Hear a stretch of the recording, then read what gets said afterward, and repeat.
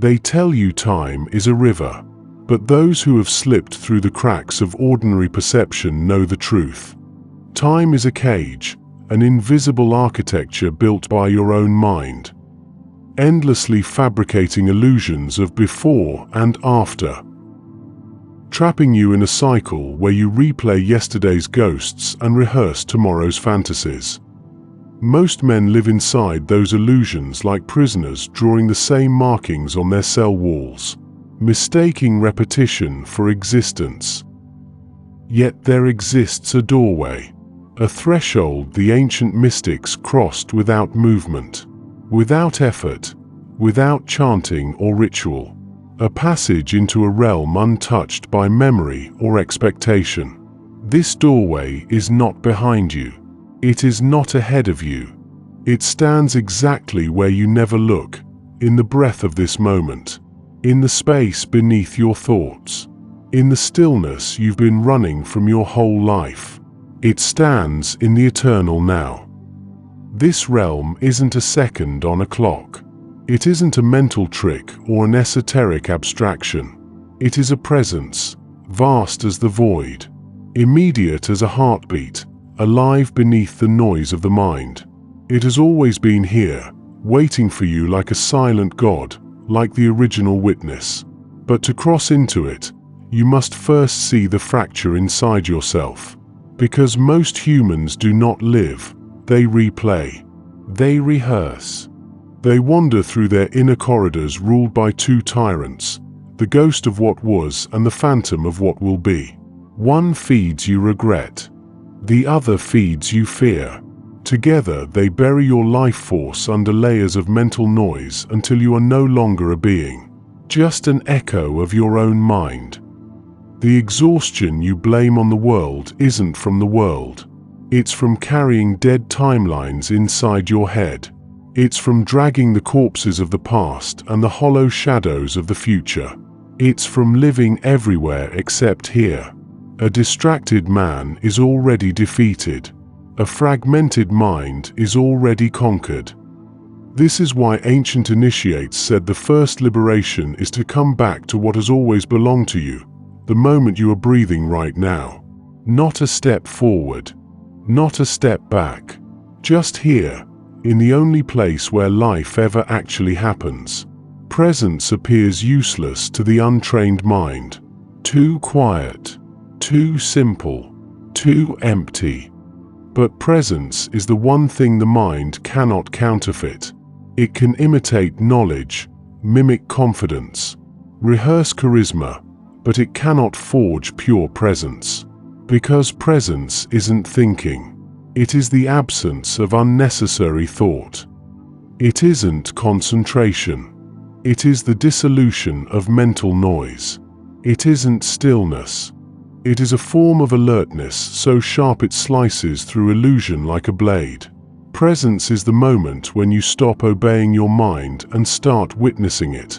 You stand behind your thoughts, above your impulses, beyond your habits. You become the watcher, the unmoving eye in the dark. Those who discovered this called it the opening of the inner gate. Warriors called it the killing of time. Sages called it the return. But no term captures the truth. Presence is simply you, finally meeting yourself without distraction.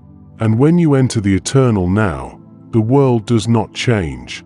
You change. And because you change, the world rearranges itself around you. Fear withdraws its claws because it cannot survive without a future to hide in. When you refuse to step into tomorrow, fear dissolves. Your past loses its authority. Your wounds stop shaping your identity. Your old stories fall away like a dying skin. You stop being the result of what happened and become the force of what is happening. Your energy rises like a dark sun. The life force you've been leaking into memories and fantasies returns to you. You feel a new density, a gravitational power in your presence, as if something ancient has awakened in your chest. People sense it before you speak. They feel your aura before they understand your words. Presence isn't charisma. Charisma is its shadow. Presence is the source. Your perception sharpens. You begin to notice the unspoken currents beneath conversations, the subtle shifts in people's emotions, the invisible threads connecting events long before they manifest. You see truth without argument. You detect lies without evidence. You navigate life like a shadow that sees in all directions. And the moment starts speaking to you, the world ceases to be silent. The wind becomes a messenger. Synchronicities rise like constellations.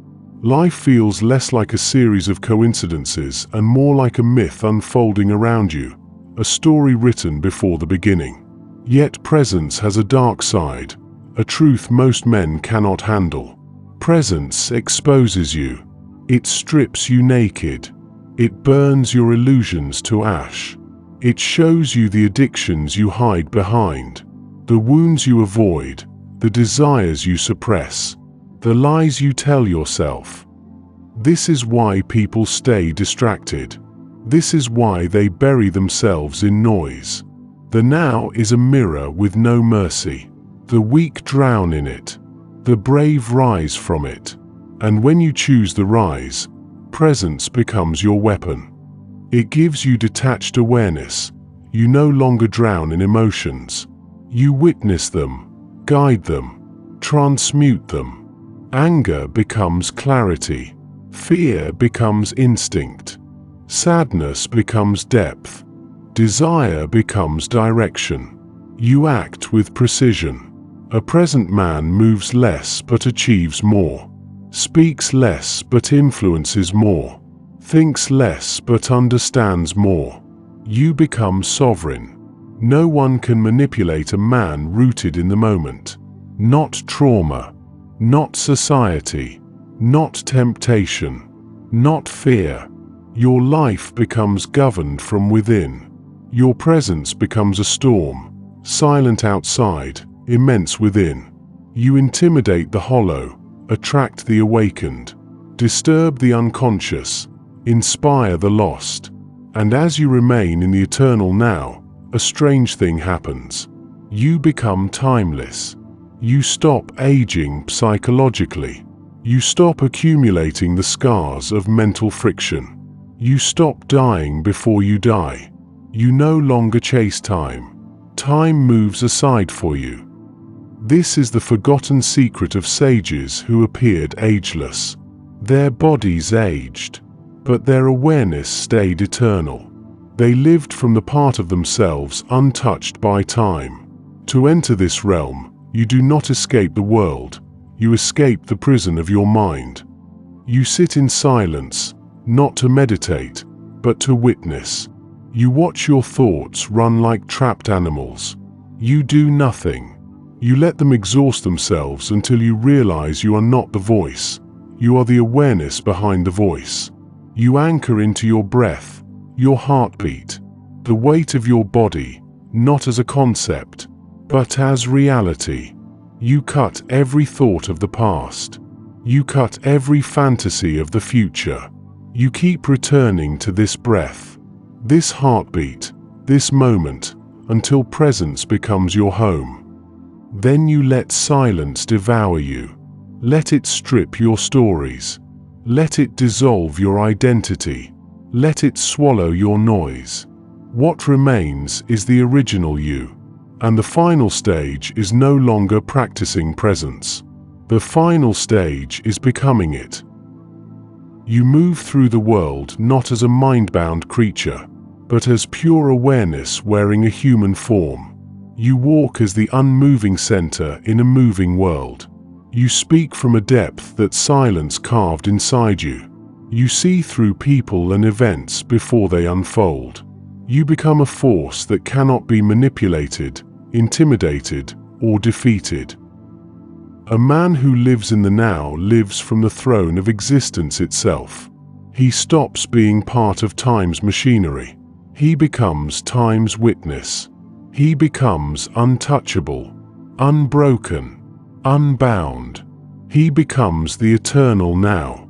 and the world rearranges itself around him, as if recognizing a king who has finally returned to his kingdom.